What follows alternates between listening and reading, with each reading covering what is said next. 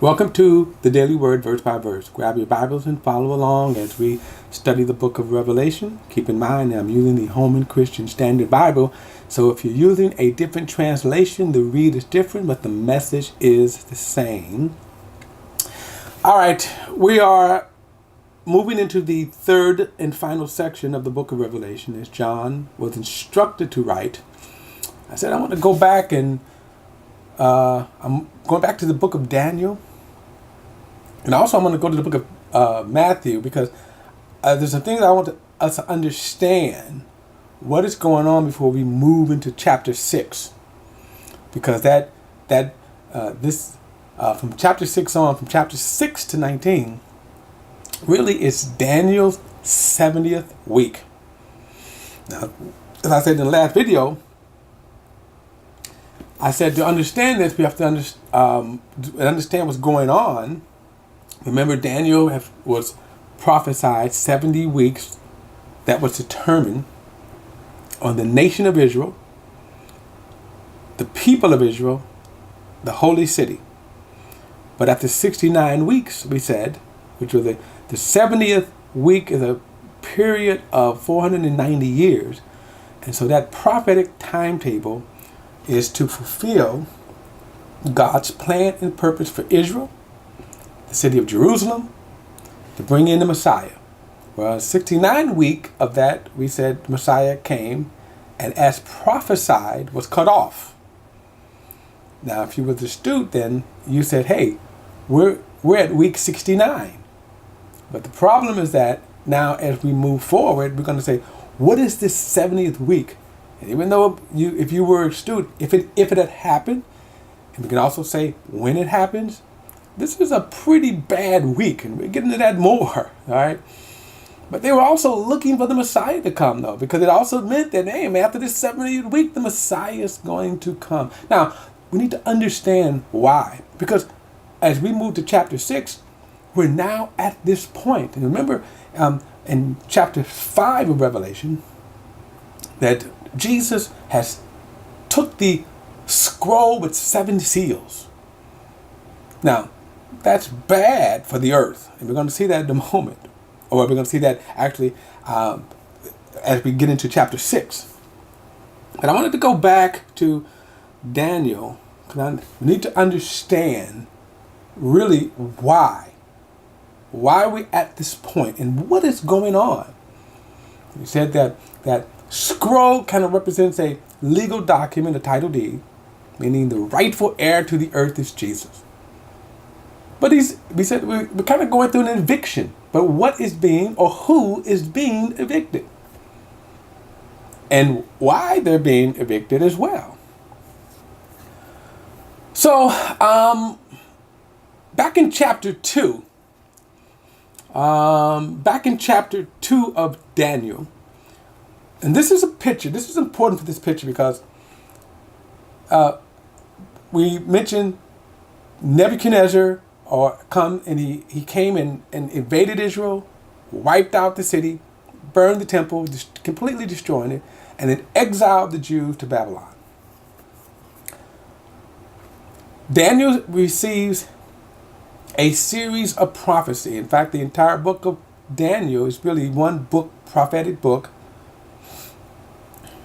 starting with this image here, and then the interpretation of chapter 2. That's really what the book of Daniel is about. Now, King Nebuchadnezzar, he receives a vision. And so I'm going to pick up because it's important to understand this vision. Now, verse 31, he says, my king, now remember, he sees this vision. Nebuchadnezzar sees this vision. And it's kind of funny because he threatens his people to kill him because they couldn't tell him the interpretation. Daniel says, hey, I can give you the interpretation. So in Daniel chapter 2, verse 31, it says, my king, as you were watching, a colossal statue appeared. The statue, tall and dazzling, was standing in front of you, and its appearance was terrifying. By the way, just a quick thing here. Daniel is telling this because Nebuchadnezzar didn't tell he didn't give this information, which proved he was an authentic prophet. He didn't ask a series of questions so that they can lie. Because he said, if I give you the information, you would lie. Anyway, fascinating story, but I digress. Verse 32. The head of the statue was pure gold. Its chest and arms were silver. Its stomach and thighs were bronze. Its legs were iron, and its feet were partly iron and partly fired clay. As you were watching, the stone broke off without a hand in touching it. It struck the statue on its feet of iron and fired clay and crushed them. Then the iron and fired clay and bronze and silver and the gold were shattered and became like chaff from the summer threshing floor. The wind carried them away, and not a trace of them could be found. But the stone that struck the statue became a great mountain and filled the whole earth. Now, this picture, is extremely important, because what God has done is given us a prophetic image to the end of the world, to the coming of Jesus. Which means we already know what is going to happen. So climate change won't destroy the earth. Nuclear war won't destroy the earth. Aliens won't come and destroy the earth. He just told us what's going to happen to the end of the earth. And we also know how the end is going to come. This mountain, this rock that's without a hand is going to destroy. Now, what is this image destroying? Human government. And as I said when we studied this before, the Babylonian exile changed the course of human events, because what we're seeing here is world dominating kingdoms.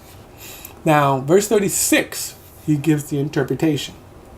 This was the dream. Now we will tell the king its interpretation. Your Majesty, you are a King of Kings.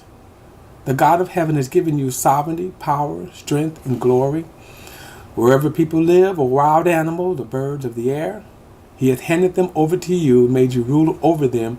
You are the head of gold. Now, one other thing too, by the way, I just want to kind of look at one detail that's very interesting. Verse 34, and he says that as you were watching, the stone broken off with the hands touching it struck the statue on its feet. I just wanted to just bring that out, only because why did he strike it on its feet?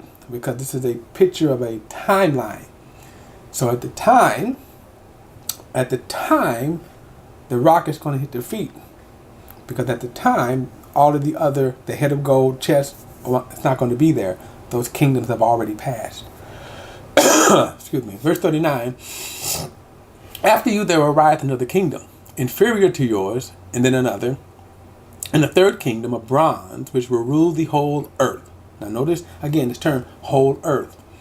A fourth kingdom will be as strong as iron, for iron crushes and shatters everything, and like iron that smashes, it will crush and smash all the others. You saw the feet and toes, partly of powder, fired clay, and partly of iron. It will be a divided kingdom, though some of its strength of iron will be in it. You saw iron mixed with clay, and that the toes of the feet were partly iron and partly fired clay. Part of the kingdom will be strong, and part with brittle. You saw an iron mixed with clay, and people mixed with one another, but will not hold together, just as iron does not mix with fired clay. Now look at this, verse 44. In the days of those kings, meaning the 10 toes, keep that in mind, the God of heaven will set up a kingdom that will never be destroyed, and his kingdom will not be left to another people.